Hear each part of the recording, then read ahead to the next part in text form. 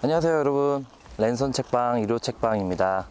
이렇게 바람도 살랑이는 이 공원에 산책을 하면서 여러분, 제가 오늘 인생 소설 이야기를 하게 될 줄이야. 너무 행복하네요. 여러분, 1호 책방 보신 분들은 아시겠지만 제가 소설 잘 안 읽힌다고 얘기를 몇 번이나 고백했잖아요. 그런데 그런 제가 인생 소설을 만나서 지난 한 주 정도 너무 행복한 시간을 보냈습니다. 막 울기도 울고 굉장히 깊이 빠지기도 하고 또 행복한 상상에 빠지기도 하고, 그 인생 소설 책을 오늘 여러분들께 소개해 드리려고 합니다.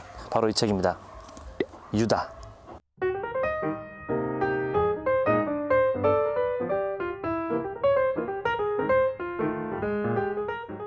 아모스 오즈 장편 소설이고요.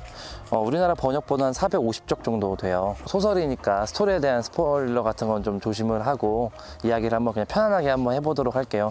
개인적인 포인트니까 이 책을 보실 분들은 좀 도움 받으셨으면 좋겠습니다. 오늘도 세 가지 포인트를 간단히 한번 말씀드려 볼게요. 첫 번째 포인트는 유대인의 눈으로 본 예수입니다. 이 소설의 주인공 슈무엘 아쉬, 25살 대학원생이 쓴 학위 논문의 제목이에요. 이스라엘 유대인이고, 이 대학원생은 이 유대인의 눈으로 본 예수라는 학위를 마치고 대학원에 진학했다가 사랑에 실패하고 나서 공부도 다 때려쳐버립니다. 저도 사실 대학원에서 신학 공부하다가 때려친 사람으로서 내가 마치 슈무엘 아쉬가 된 것 같은 느낌이 들었고, 사실 대학원 다닌 나이도 좀 비슷했어요. 그래서 굉장히 공감이 많이 갔고, 그 슈무엘 아쉬가 굉장히 사랑했던 여인이 소위 전 남친에게 돌아가서 결혼을 해버리는 굉장히 좀 큰 상처를 받고 많이 웁니다. 그런 와중에 특이한 아르바이트 공고를 봅니다. 70살에 장애인과 몇 시간 동안 말동무만 돼주면 된다는 그 아르바이트에 지원을 하게 돼요.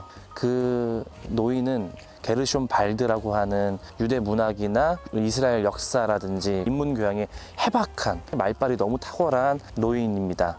그 사람과 한 대여섯 시간 정도 대화를 나누고 그 집에서 숙박을 하는 조건이었는데요. 상실감과 모든 걸 하기 싫고 동굴 같은 곳이 필요했던 슈무엘 아쉬는 이 공간으로 들어갑니다. 이 아르바이트 공고를 낸 사람은 아탈리아 아브라바넬이라고 하는 여성이에요. 45살에 비밀스럽고 냉정하지만 매력적이고 좀 사랑스러운 여인에게 이 슈무엘 아쉬는 바로 사랑에 빠져버립니다. 하지만 굉장히 냉담한 반응만 받게 되는데요. 그 여인과 그 노인의 관계는 무엇인지, 그리고 매일마다 반복되는 단순한 일을 하면서 그곳에서 숙박을 하게 되면서 벌어지는 일입니다.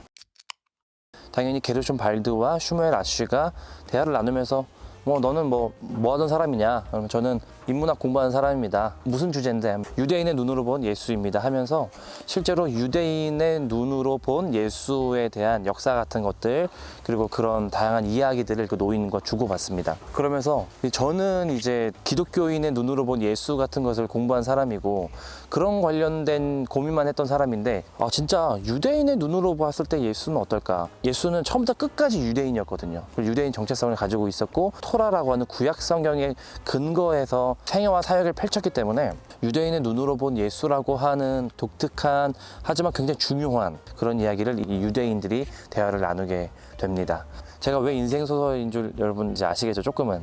왜냐면 제가 지금 이제 성직자나 목회자가 된 게 아니니까 그 무쓸모하다고 생각했던 이 신학 전공이 이 소설을 읽을 때는 굉장히 도움이 많이 됐어요. 성경 구절 되게 많이 나오고 기독교 역사, 그리고 기독교와 유대교의 차이, 그리고 랍비 문헌 이런 것들이 굉장히 많이 나오고 1세기 이스라엘 역사 같은 거 이야기도 많이 나오면서 굉장히 술술 읽히는 그런 느낌을 받았습니다. 그래서 내가 내 전공이 도움되는, 이게 기독교 소설이 아니거든요.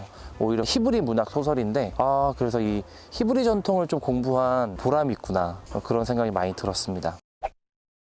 두 번째 독서 포인트는 1948년 이스라엘이라고 한번 잡아봤어요. 실제로 1948년에 이스라엘이 건국했고 팔레스타인을 식민지로 삼고 있었던 영국과 또 다른 강대국들의 합의하에 이스라엘이 건국을 하게 됩니다. 근데 그게 그 지역에는 아랍인들이 살고 있었거든요. 그러니까 어느 날 갑자기 내가 살고 있는 나라에 자기들이 믿는 경전에 의하면 이 팔레스타인 지역은 우리의 거룩한 우리들이 물려받은 땅이다라는 방식으로 해서 갑자기 다른 민족이 이제 건국을 해버리는 거죠. 그래서 거기에서 안타깝고 굉장히 극단적이고 좀 잔인한 방식 이스라엘 팔레스타인 분쟁이 계속됐거든요. 이 소설은 1960년 이스라엘을 배경으로 하는 소설이에요. 그래서 실제로 1948년에 이스라엘이 건국을 한 이후에 이스라엘과 팔레스타인의 대립과 갈등이 핵심적 이야기를 끌고 가는 그런 주제라고 할 수 있습니다. 그래서 저 같은 경우는 이스라엘 하면은 그냥 언제 한번 그 성서에 나오는 국가니까 그냥 성지순례 한번 뭐 가볼까 이 정도만 생각 사실 했었고요. 제가 요새 읽었던 유발하라의 편도 여러분 아시죠? 제가 읽었던 유발하라에도 유대인 출신이거든요. 유대인 출신 배우라든지 그냥 유대인 하면은 굉장한 부호 막 이런 것 그냥 이미지들만 있었는데 실제로 유대인이 갖고 있는 굉장한 차별과 어떤 핍박의 역사 그리고 그런 것들이 이 책을 읽으면서 생각을 많이 해볼 수 있었고요. 그리고 여러분 1945년 대한민국 광복에 대한 이야기도 굉장히 겹쳐서 보였어요.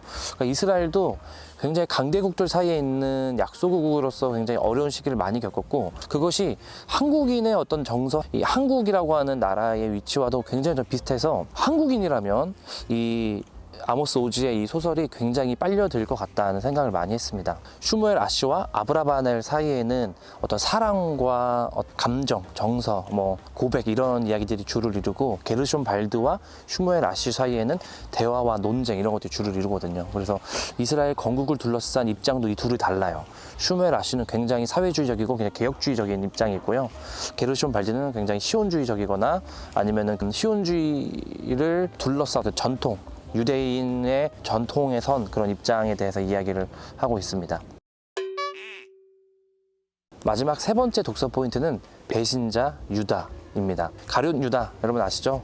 예수님의 12제자 중 한 사람이고 예수님을 은 30냥에 팔아넘긴 역사 속의 가장 대표적인 배신자잖아요. 배신자면 유다잖아요.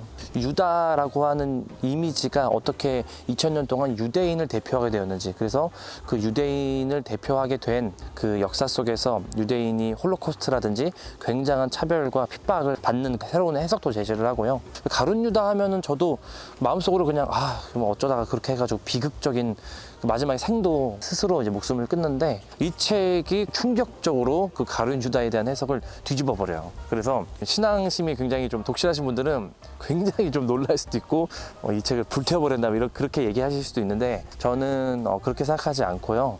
이 책을 읽으면서 저 한 번도 생각하지 못했던 상상력을 얻을 수 있어서 너무 좋았고 가룟 유다라는 사람의 운명에 대해서 정말 깊이 생각을 해볼 수 있었고 그리고 가룟 유다의 그 독백을 한 챕터를 할애하고 있거든요.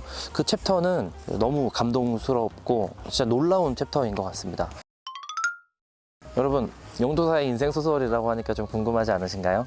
읽으면서 느낀 점은 배신이란 무엇인가 이런 고민을 많이 했던 것 같아요. 배신과 어떤 충의 혹은 신의를 지키는 것 그것이 얼마나 구분될 수 있을까 그런 생각도 많이 했고 내가 생각했던 그런 배신이라고 하는 것이 이 소설을 읽고 난 다음에는 굉장히 다양한 방식으로 좀 펼쳐지거나 좀 뒤집어지는 생각도 많이 들었습니다. 그리고 어떤 광신주의라든지 민족주의 같은 생각도 많이 하게 됐어요. 한 나라에 속한 국가에 살아가는 시민으로서 내가 어떤 정체성을 가지고 이 나라를 좀 바라봐야 되나 이런 고민도 많이 하게 됐고요. 그리고 무엇보다 제 전공인 신학이 굉장히 쓸모있는 이런 소설을 만나서 저는 너무 좋아서 제가 뭐 인생 소설 몇 권이 그래도 있거든요. 근데 그 중에 한 권으로 좀 올릴 수 있는 것 같습니다. 마음이 어렵거나 삶이 무겁거나 그러실 때 소설 속으로 빠져보실 것을 권해드려요. 저도 10시에 책상에 앉아서 새벽 3시까지 이 소설을 그냥 쭉 5시간 동안 읽었어요. 진짜 거의 딴짓 안 하고 그렇게 읽은 게 진짜 오랜만인 것 같아요. 그래서 이 책 정말 강추드리고 저 말고도 읽어보신 분들은 아마 추천을 많이 할 것 같은데 네, 여러분 여기까지 보셨고 도움 되셨다면 좋아요, 댓글, 알림 설정, 구독도 꼭 눌러주시고 그러면 다음에도 또 좋은 책으로 찾아오도록 하겠습니다. 참 이 좋은 바람과 이런 느낌 같은 것들 여러분들 공유하고 싶네요. 네, 여러분 잘 지내시고 그럼 또 다음 주에 만나요. 안녕.